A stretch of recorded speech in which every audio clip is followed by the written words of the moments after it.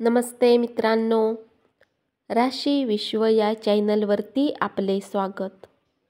चला तर मग ऐकूया मिथुन राशीतील जातकांसाठी 2025 वार्षिक राशी भविष्य. कौटुंबिक बाबतीत 2025 हे वर्ष तुलनात्मक रूपात उत्तम परिणाम देताना प्रतीत होत आहे. कौटुंबिक संबंधाचा ग्रह बृहस्पती वर्षाच्या सुरुवातीपासून ते मे महिन्याच्या मध्यपर्यंत कमजोर स्थितीमध्ये राहील.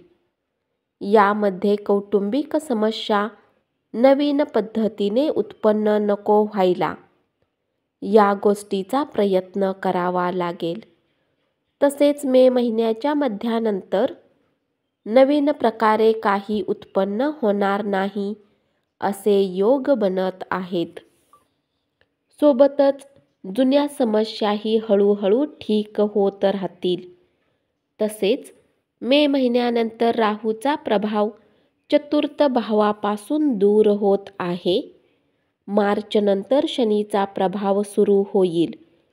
अशा स्थितीमध्ये गृहस्थ जीवनाच्या संबंधित काही समस्या अधूनमधून पाहायला मिळू शकतात. तथापि वर्षाच्या सुरुवातीपासूनच मे मध्यपर्यंत कुठल्या ना कुठल्या प्रकारचा निष्काळजीपणा करणे योग्य नसेल. कौटुंबिक दृष्टिकोनाने हे वर्ष तुलनात्मक रूपात उत्तम तर आहेच, तसेच गृहस्थी संबंधित बाबतीत मिळते जुळते परिणाम देऊ शकते. यावर्षी त्यांचा विवाह होईल. त्यांचा जीवनसाथी योग्य आणि बौद्धिक स्तरावर मजबूत राहील. तसेच कुठल्या विशेष क्षेत्राचा उत्तम जाणकारीही असू शकतो.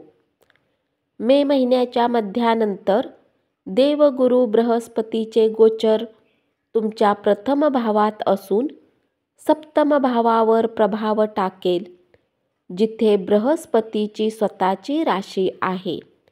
अशा स्थितीमध्ये विवाहाचे योग मजबूत होतील. शनी ग्रहाचे गोचरही विवाह करवण्यात मदतगार बनेल. परंतु वैवाहिक जीवनाच्या बाबतीत शनी ग्रहाचे गोचर कमजोर परिणाम देऊ शकते. मार्च नंतर शनीची दशमदृष्टी लहान लहान गोष्टींचा मोठा वाद करण्याचे काम करू शकते. मे महिन्याच्या मध्यानंतर बृहस्पतीचा प्रभाव समस्यांना दूर करण्याचे काम करेल. अर्थात समस्या येतील आणि दूरही होतील. अशात आपला प्रयत्न हाच असला पाहिजे की समस्या येऊ नयेत.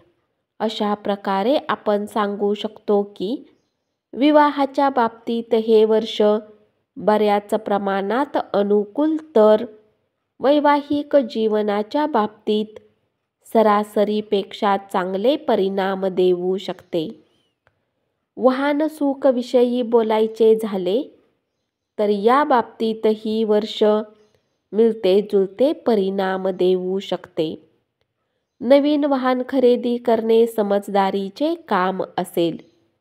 जुने वाहन खरेदी करण्याच्या वेळी त्याची कंडिशन आणि कागदपत्र इत्यादी पाहून घेणे अधिक गरजेचे असेल. विवादित भूमी खरेदी करण्यापासून बचाव करणे समजदारीचे काम असेल. अशा प्रकारे विवादित घर किंवा फ्लॅटही घेणे योग्य नसेल. जरी ते कमी किमतीत भेटत असेल तरीही कमी किमतीच्या नादामध्ये येऊन पुंजी फसवणे योग्य राहणार नाही. मे नंतरही शनीची दृष्टी चतुर्थ भावावर राहील. परंतु इमानदारीच्या सौद्यात शनी चांगले परिणाम देईल. मिथुन राशीतील जातकांसाठी पंचम भावाचा स्वामी शुक्रही वर्षाच्या अधिकतर वेळी अनुकूल स्थितीमध्ये राहणार आहे. या कारणाने प्रेमसंबंधात अनुकूलता कायम राहण्याची शक्यता आहे.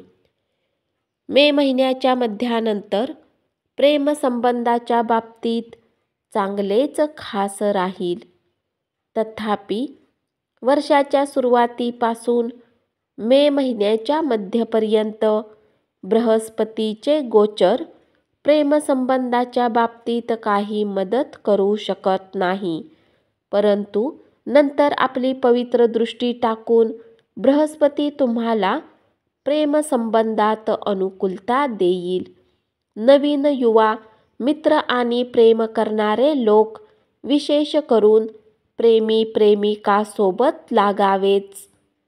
योग मजबूत करण्यात बृहस्पती मदतगार बनेल.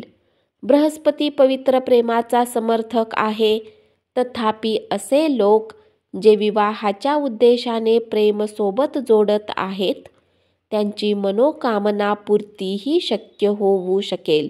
उपाय: मिथुन राशीतील जातकांनी नियमित मंदिरात जावे, शरीराच्या वरच्या भागात चांदी धारण करावी, साधू संत आणि गुरुजनांची सेवा करावी, तसेच पिंपळाच्या झाडाला पाणी घालावे. धन्यवाद.